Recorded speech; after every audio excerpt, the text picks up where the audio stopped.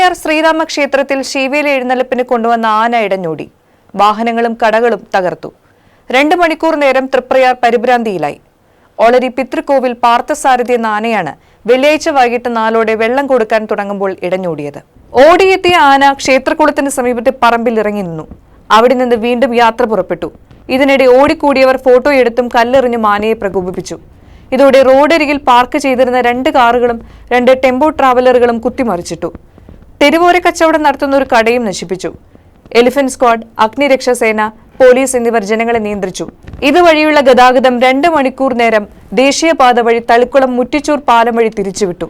ശാന്തനായ ആനയെ elephant squad അംഗങ്ങളായ പ്രവീൺ, മുരളി, മഹേഷ് എന്നിവരുടെ നേതൃത്വത്തിൽ 5:30 തളച്ച് ലോറിയിൽ കയറ്റി കൊണ്ടുപോയി.